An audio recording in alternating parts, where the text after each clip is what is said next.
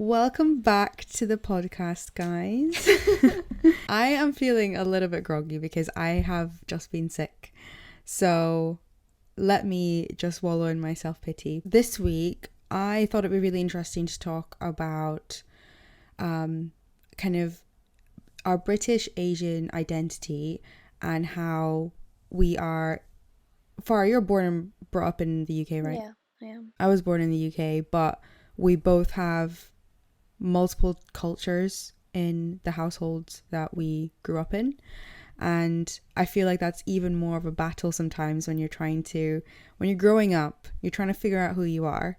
You don't just have to figure out who you are, you have to figure out how you play a part in, for me and for you, it was like 3 different cultures minimum sometimes. Yeah. I don't know, I feel like that's really bled into my adulthood of not really feeling like I belonged anywhere like fully and like wholeheartedly sometimes. Probably contributed a little bit to like feeling like I didn't really have a purpose, or feel like I couldn't be like a confident Asian Yeah. because I wasn't confident in all the different parts that I fit into. Could you kind of relate to that growing up? Yeah, definitely. I moved around quite a lot, so I had quite a lot of different experiences. Like I was born in London and I spent a lot of like my early childhood there. And I remember feeling a distinct difference between, obviously it was a lot more diverse there than where I am now, like further up north. And I remember even like our schools and the people that we'd hang around with were so diverse, and I definitely remember being quite confident as a really young kid. I don't really know where that came from. I don't know if that was because I was surrounded by people that looked like me, and yeah, I guess I just felt like I fit in a bit more, or I didn't feel like an outsider in any way. I don't remember that feeling when I was really little, but as I got older, I don't know if it's because as you get older you just become more aware of your surroundings and opinions, and as you're getting older those things just affect you a bit more. But I think at the same time I moved to an area that was predominantly white. I was pretty much like the only Asian kid in school. I think that knocked my confidence a bit because that's also when I started to get bullied and when a lot of issues I had in school crept up, and I think all that happening all at the same time definitely had an impact on my confidence and definitely made me feel like, yeah, definitely the odd one out. So I guess it's coupled with the fact like being Asian, and but also being the only one around. Like you kind of feel very quickly very isolated in a situation like that, especially when you're growing up, and like we mentioned in previous episodes, like your body's changing, like you're going through all these different things and different experiences, and when you've got no one nearby to kind of relate to any of that, you yeah, it does have an effect, I think, on you. It's interesting you're talking about like moving around a lot and how that affected you fitting in and stuff as well, because I also moved around a lot, but I moved around to, well, all the places that I lived and went to school were quite predominantly white as well. And alongside that, they weren't very diverse at all. So I've never really grown up with like, in school, high school, yes, because we lived in an area where there were a lot of different Asians around. So that was quite nice because that was my first experience of that. There were like full Asian like girl groups, full Asian boy groups, you know, like that was quite nice to see because I didn't have that in the schools I'd been to previously. And I think that element of, okay, so not only do I not fit in really at home because I couldn't really identify, like even now I struggle to say like, oh, I'm Indian or oh, I'm Mauritian. Like I'm obviously both, but I can't emotionally commit to like one when I'm saying, or like when I'm like learning about the cultures of each. And the kind of same thing happened at school where like I couldn't fully commit to being like obviously like South Asian because there weren't that many South Asians around me. And then obviously the classic thing happened of just being like either teased or picked at for the parts of you that are more like loudly South Asian, like, you know, the common things like having oil in your hair or having a smelly lunch or anything like that. I had a cute group of friends though who used to love my mum used to make this like curried, I think it was like a Mauritian recipe, curried tuna thing in a sandwich, and one of my friends used to just obsess over it. So I think I was blessed that, you know, my immediate circle, they were really, really cute and nice, and I'll remember them for the rest of my life. But like the more the wider group of people that I grew up around were just all white, and were not very welcoming to not only brown people but also the new person, because I was constantly the new person. So I think that just also didn't help my overall agenda of just trying to fit in as a kid. But I think that kind of goes back to what we've said on previous episodes, especially when we're younger. I feel like the number one thing, one of our top priorities, is trying to fit in with people around us. And I try to do that with like my culture as well. I really struggled with like the whole not feeling Indian, Mauritian or British when I was at uni, like a little bit old enough to understand that like those were three very different cultures. They weren't just like, you can't just like bucket South Asian, and you can't just bucket like British. And that really struggled, like feeling like I was a part of something. And that's made me feel quite lonely, I think. Like the more I sit and think about it, like it makes me feel like it's nice because, you know, I can embrace my uniqueness and I can embrace the qualities about myself that are me, and like maybe to do with my family and stuff. But it's also very kind of lonely sometimes when there are certain things, like for example, certain things I don't get about being a Mauritian or the Mauritian culture. The fact that I don't get them just makes me feel like I'm almost like a fraud or like an imposter, like parading around as someone who says they're half Mauritian but then doesn't actually understand a lot of the things to do with the culture. And the same thing goes for being Indian. The annoying part of like being South Asian is I think looking like you're part of a culture is something that gets commented on a lot as well. Like I've been told so many times I don't look Indian. I look more Mauritian, or vice versa. And obviously the British one is just flat out racism, but that's also something that just hasn't helped with me just feeling like I'm this like weirdo that is sitting on the cusp of like three little things, but is just like lost in this universe, just trying to find like their footing in something. It's kind of why I also turned to the internet as a kid a lot to like figure out how to do things like when should I tell my mom to let me thread my mustache, or like find like a little community of Indian bloggers and YouTubers, which is what I tried to do when I was younger as well, to try and just feel like I was a part of something. But I don't know if I ever needed to do that, to be honest. Like if I ever needed that belonging or like calling to one single community. I kind of like having a calling to multiple different communities now. Yeah, I think as you get older, you realise there's not as much of a need for that. Like you can be part of multiple different communities and that's fine. I really relate to a lot of what you just said. I think for me, I very much, as I was growing up, I was very much focused on fitting into the British culture because that was what I was around a lot more. But then as I became an adult and then I started getting more South Asian friends and just mixing with more diverse people, I think it started towards the end of sixth form and then going into uni.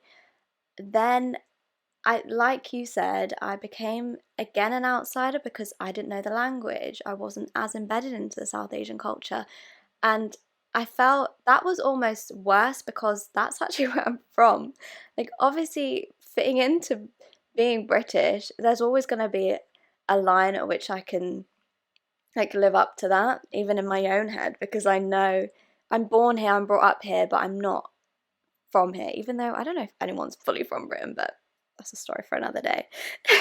Even still, like I'm from South Asia, so when I started making friends with South Asians, and especially I made a big friendship group at uni of international students, so they were actually from loads of different Asian countries, and they obviously spoke the language and they were very much embedded in the culture because that's literally where they grew up and were raised. I just felt like an odd one out. At the same time, I think I just grew more interested in being a part of my own culture and understanding it a bit more as I got older. I think I wasn't really exposed. I was exposed to the culture, but I felt like I was told more about it than I experienced for myself. And I feel like I was exposed, what I was exposed to, whether it was just family dynamics and a weird dysfunctional family that I witnessed, or it was parts of the toxic side of South Asian culture. I don't know. I think it was a bit of a mix. But then growing up, that's when I kind of realised that, yeah, I can only go so far into each, and then that just makes you feel really awkward. Like, where do you fit then? Because you're not enough of one and you're not enough of another, and then you're just in this weird middle ground. I got this a lot when I started being online and posting stuff. People will really judge you for not being South Asian enough, and I got the one thing I got judged on most of all, whether that was online or offline, is the fact that I didn't, like, the only language I know is English. And that's a huge barrier for people, like, especially in our communities. People look down on you a lot if you don't, like, know the language and stuff like that. And then also, I don't really feel a need anymore to, like, fit in with British culture or anything. I feel like that's just kind of what I grew up with. I don't know if it's because I haven't experienced it or I don't really care to, like, fit in with that as much, so I don't notice that. It's what I notice is me not fitting in with South Asian culture. And, like, not understanding certain things as well, like you mentioned. I feel like there's a lot of stuff that I think I've experienced as well, though, as a result of the culture and things being passed down and belief systems and the way people behave is because of the culture. But I guess when you grow up with a mix of the two or three or however many you have, the lines get blurred. You don't know what comes from what, and you don't, for me especially, like, it's weird, like, you don't really need to pick apart, like, where things have come from or, like, what's right, what's wrong, but you almost, when you're kind of pushed out of groups for not being enough of one, then you start to kind of analyze, like, well, what does it mean to be in each one, and, like, how can I be more of one? Do you know what I mean? So Yeah.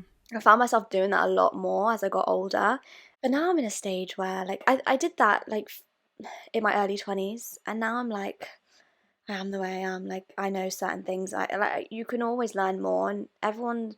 I don't think anyone gets to a point where they know everything about everything. So I don't put that pressure on myself anymore, as much as I used to. But I think there's still a lingering sense of, like, that not belonging. But I'm kind of just more okay with it now, I Yeah. guess. Yeah, I think that's really important to acknowledge as well. I don't think I'm probably not okay with it, like, as much these days, which is a little bit annoying, but like, I'm still in that phase of, like, trying to figure out which parts of the culture that I can, like, fully, I don't know, understand a bit better or can relate to, so then I can feel part of it, and then I'll probably be okay at when I get to that point. But, like, especially when I think about things like when I was growing up, you know how you said like, you're kind of just told about things and expect to understood them. I completely relate to that. Like, I feel like I was just told, okay, this is how something is done, or I was shown as well, like, this is how something is done, and I was just expected to, like, learn that, absorb that, and I'd completely identify with it and accept it as mine, like a culture that I'm a part of. And I think that's something I've really struggled with as well, because I haven't done that. Like, I've rejected a lot of my culture as well, like, actively rejected it, especially as, like, as a teenager, basically, when you are being, like, picked at or teased or bullied or whatever for showing up as a South Asian. Sometimes you reject the things that you think are not going to help you feel like you can fit in with the cool kids and, like, the popular people and stuff like that. And I did that a lot. And I used to regret that a lot, because at uni, like, there weren't that many brown people to befriend in the first place, but if there were chances to befriend brown people, I would actively avoid it. I would, like, avoid people and my culture at the same time, for fear of, like, not fitting in, wanting to, like, fit more into the British side, which like, yeah, I used to regret for a really long time, because it makes me really sad to think that, like, I did that, like, actively, because of how much I love it now, and because of how much I can see, like, that rejection happening with young people. It's almost like a phase, I feel like. But yeah, I think that's kind of, I think that act of rejecting it a lot when I was growing up has, like, pulled me towards both cultures a bit more, especially in my early 20s and stuff. And I think nowadays, when I think about things like marriage, and when I can see, like, cultural values, like, bleed into my daily life, and that's the kind of thing I really like about South Asian cultures, like, a lot of the values behind a lot of the things that we do. Yeah. The values are the things I really, like, respect and admire, and those are the things I can actually see now, and like I can actually see that cultural things aren't to do with a specific step way of getting married or making something or like speaking to someone or like how well you know a language. For me, it's like how you act and behave, and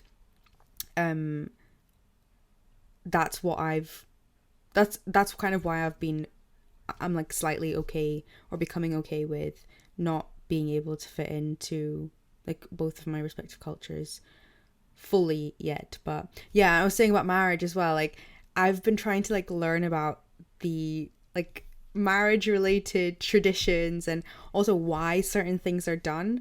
And I don't know if it's just because I'm like really annoyingly inquisitive, like I love finding out why like things are done, like even outside of culture. I love asking questions and trying to learn about marriage. And like so I'm Hindu, so I think our weddings are like 3 days, and there's like certain things you do on each day and things like that.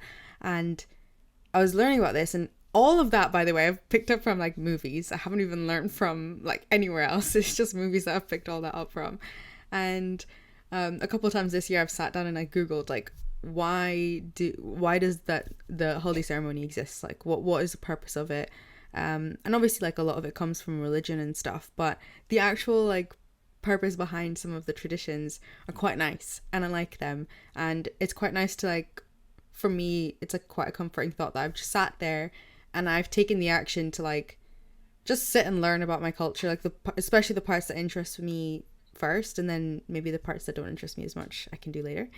The act of like being quite intentional about like what I'm choosing to learn and why I'm choosing to learn that, so I can then share it with my partner who's not part of the culture, but then help him understand it a bit more. And if I get to have kids, like I can actually explain that in a way that's like, oh, this is what we do you want to learn about it, rather than like this is how it's done, if you don't know then get to know, or like if you don't know then you're not part of the cool club or whatever.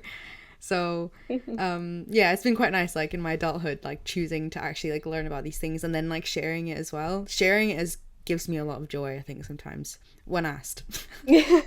I've recently got married. I'm the exact same in terms of I have to know the reason behind doing something culturally or otherwise. It doesn't even have to be culturally, but I need to know why it's done and if it makes sense to me before I agree to do it. So, and that was very much my process during my wedding planning. Similar to you, we have such a huge like amount of events and different things that happen when you get married. And there's obviously lots of different like lovely reasons for them, but there's I don't know if I'm gonna get stick for this, but there's this one particular, I don't know if you call it a ceremony, but it's like part of the ceremony. It's called a ruxati, and I don't know if this is specific to Muslims. I don't know if it's definitely not religious, it's cultural.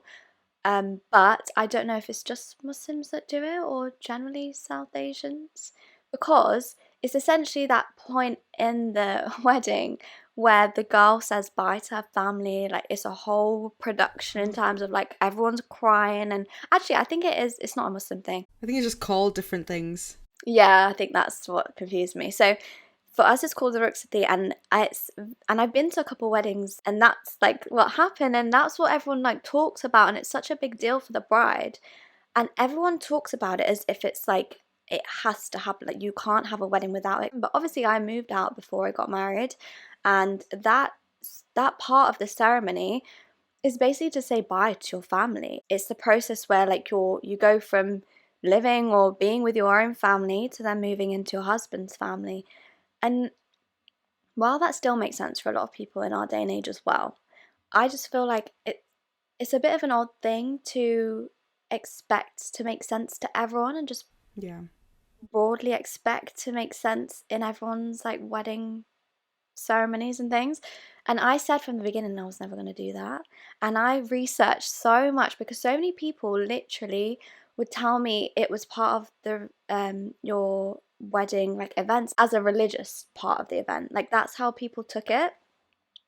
And this is why I always double check with everything, because people mix religion and culture, especially in my religion. They mix it so much to the point where the lines are blurred. You don't know what's actually just genuinely your religion and what you're meant to believe and do, and what's just passed down traditions, which are right or wrong. Like they can be wrong sometimes, or like not the best way to go about things. So, and not to say the ruxity is a bad thing and you shouldn't do it. That's not what I'm saying at all. I'm just saying that it doesn't work for everyone. It doesn't make sense for everyone. And I personally knew that that's not part of my wedding. Like I crossed that out like very quickly. And even like some of my friends were like, I've never seen a wedding without it. Like you basically can't get married without doing that. You have to do it in some form. And a lot of people like almost enjoy witnessing that part. So I don't know if that's part of why they were saying that to me. But I'd already researched so much to the point where I knew very much it was cultural.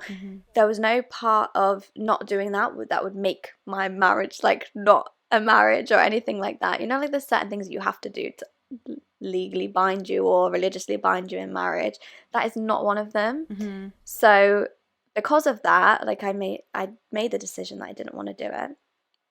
But yeah, it's funny how people have these belief systems that almost they religiously abide by, but it's just the culture at the end of the day. Like it's not actually something that, I don't know, I feel like the lines get blurred quite a lot. Definitely. So sometimes it can be quite hard, especially when you're not distant from the culture, but you're not really grown up embedded in it. It's really hard to know like what is part of the culture and what is your religion, and are people mixing them too much?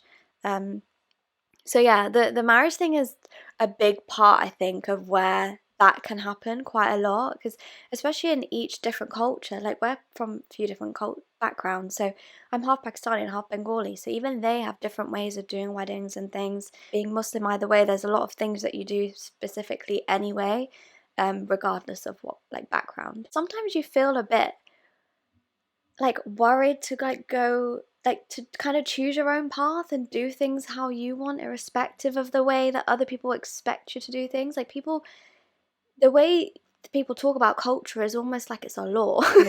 And as if you don't abide by it, then you get ostracized, or like it's just such a big deal. No, you're completely right.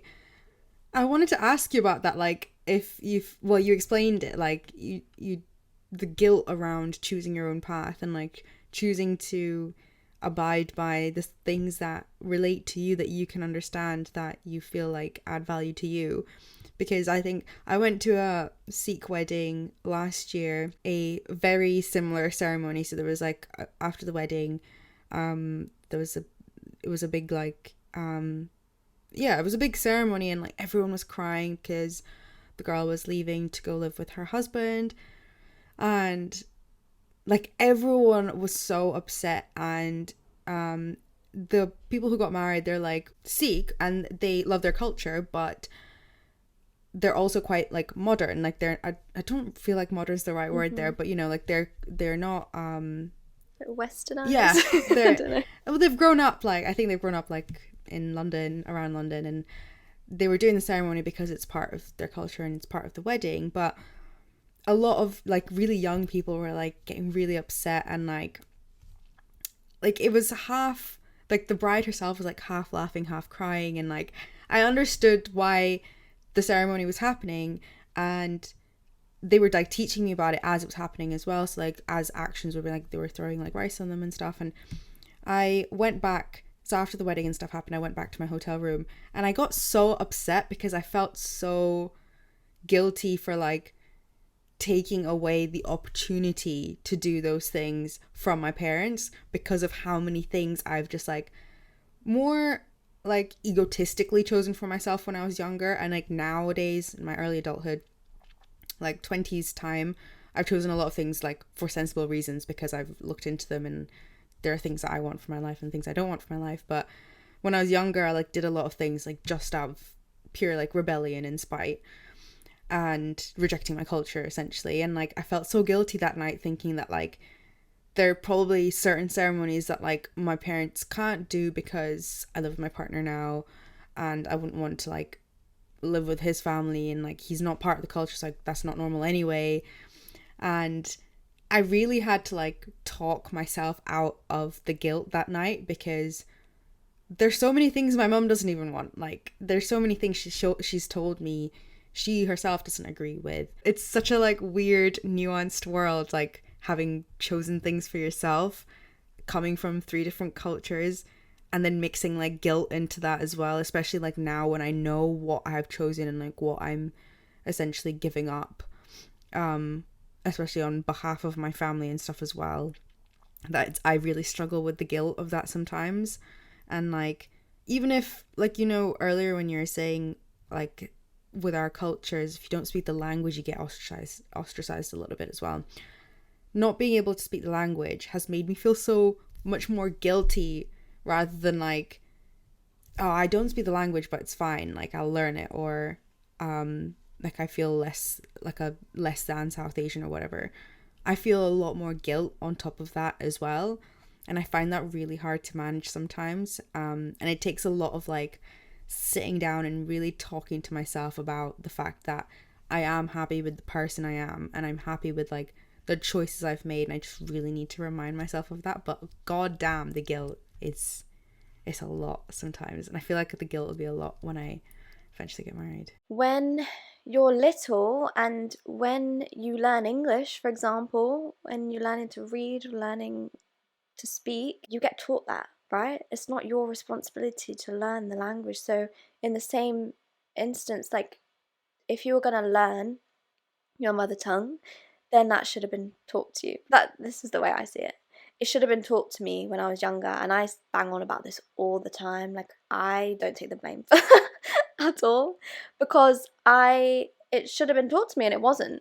And now I'm older, yes, I could learn it, but how hard is it to learn a language when you're literally a baby versus when you're an adult? Yeah. And like, it's not the same, and you can't really compare them. So I just wondered why you had that guilt, because I see it the opposite way. I don't feel guilty. I'm annoyed for not being taught it, because like it's not really on me that I don't know it and I don't have that extra connection, if you get what I mean. Yeah, I don't know. I feel like I've created the guilt because my mum loves to tell me about how she picked up like all these different languages just by listening to them all the time. Like, she picked up my dad's mother tongue by listening to him and his family, and like just listen. Like, she's very intelligent, clearly, and she just says that I should have done those things. Like, and she also uses that for like cooking and stuff as well. She always thinks like, you watched me cook all this stuff, how come you don't know the recipe? And I'd be like, because I wasn't watching, I was just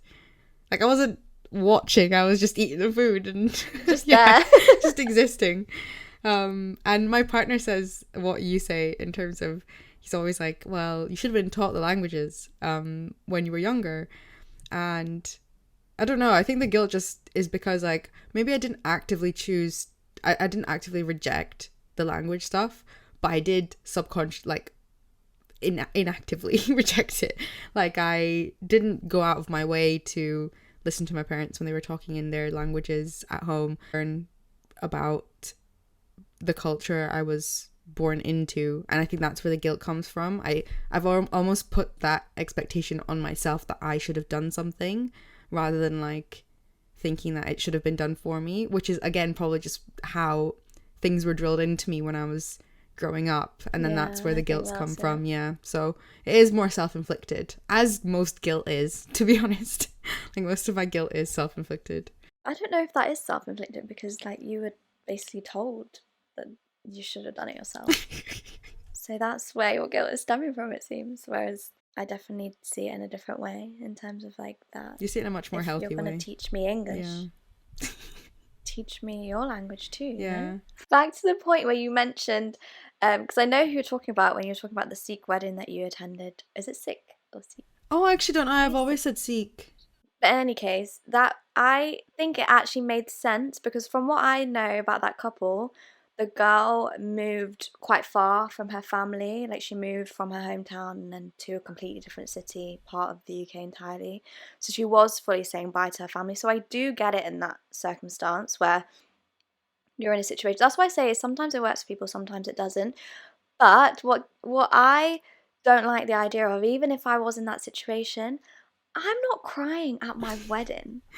I'm not about to do that. Like, I'm gonna be happy. Like, if Oh, I'm not happy about getting married, I'm not getting married. So that's why I don't like understand like this. We're gonna carve out a part of our day, our celebratory day, our day of like joining forces to bawl my eyes out at the fact that I'm leaving my family. yeah. Like, I don't know. I just feel like you shouldn't do it on that day. Like, do it the next. You're gonna see your family the next day. This is what also gets me. So I went to a wedding where they did that, and then the wife literally went to her parents' home like after the wedding. Like, and I'm just like, but I thought that was the last time you were ever gonna see them. Like, so what was the crying for? I just Was this for no reason? yeah, like honestly, because it's so dramatic. Like, it's not like a few tears, or it's not like people are sad. It's No. like people are distraught. It's like people are, Wailing. yeah. It's literally like you're being ripped away from your family and never gonna see them again. Like, it's such an It's probably what it used to be. yeah, but it's almost like I get secondhand trauma watching it sometimes. I'm like, bro, I don't know. I don't know. I don't want to offend people because I know, again, it's a cultural thing and you do what you want to do. But I just couldn't imagine doing that for myself. And I just, yeah, there's certain things like that that I've really had to be like, is that me? Is that not? And I think it's fine to do that. I don't think we should ever be told, like, oh, this is the way it's done. And you feel uncomfortable, you feel awkward about it, it doesn't suit you. This is just the way it is. I don't like that mentality, and I feel like a lot of people have that mentality.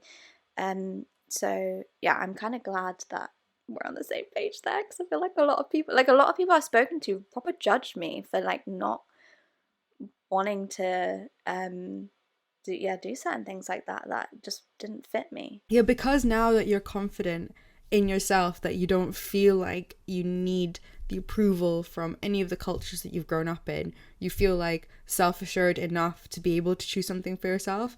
I think if I was getting married like a lot younger, I think there's a lot of things I would feel pressured to do because maybe the community would accept me more, or maybe my parents would accept me more. So I think it's more like we're choosing the things for ourselves at the right time in life as well. But yeah, I'm really glad that you felt comfortable enough to share that, because I would never judge you for doing that. I would probably judge you for like doing something for the approval of the community, because that's just keeping you further away from being able to do things in a self-assured manner and have confidence in like your lifestyle and stuff and the way you've chosen to like literally get married. Like, it's your marriage, it's your day. You know what's silly is that, like, even if I said something that's relatable to me, I know that there's going to be people that don't relate, and that is fine. That's the world we live in, that's normal. But people take offense when they can't relate to something, and that's what I don't understand. It's like, okay, you didn't have the same difficulties I did. Why are you mad at me for? Like, why are you angry at me? So I think that brings us to the end of this episode. I really hope you guys enjoyed. Maybe you could relate to a little bit if you're from multiple different cultures or backgrounds. Let us know what you think, or your experiences as well, especially from a wedding or marriage sense when it comes to those traditions, because it's definitely something that I'm still kind of, yeah, in the midst of and trying to figure out. So yeah, let us know. Definitely drop us a comment if you're watching on YouTube, and give us a thumbs up, or leave us a review as well if you're watching or listening on Spotify or Apple Podcasts. And yeah, we'll catch you in the next episode. Bye. Bye.